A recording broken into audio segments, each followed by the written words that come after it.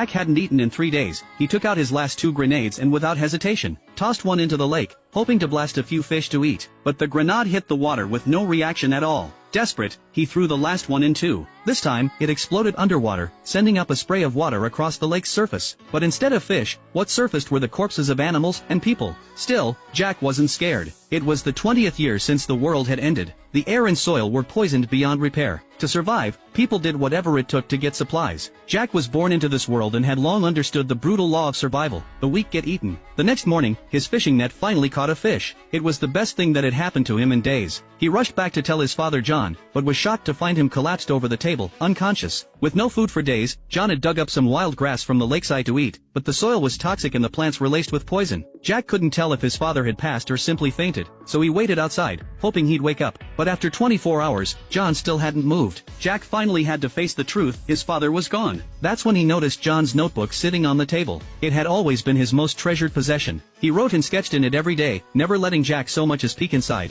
scolding him even for asking. But now that John was gone, Jack opened it immediately. The problem was, he couldn't read a word. The next day, Jack decided to leave home and face whatever was left of the outside world. But first, he had to eat. He traded a piece of waterproof tarp to their neighbor Mary for some food. Mary didn't ask where the tarp came from. Bartering was just how things worked in the apocalypse. After he'd eaten his fill, Jack showed her his father's notebook and asked her to read it. But Mary was blind. She couldn't make out normal writing by touch. When she learned Jack was planning to leave, she gave him one piece of advice: don't trust anyone out there. Then she opened the gate and let him go. She knew deep down that once he left, they probably wouldn't see each other again. Jack took a small boat and followed the river downstream. 2 days later, he ran out of food and docked the boat to look for something to eat on shore. Just like his father had said, the outside world was nearly empty. Abandoned cars lined the roads, and not a soul in sight. Jack had never seen a car before. He opened one of the doors and climbed in, curious. Exhausted from days on the river, he fell asleep inside. The next morning, he woke up to find the boat gone. Judging by the clean cut on the rope, it was clear someone had stolen it.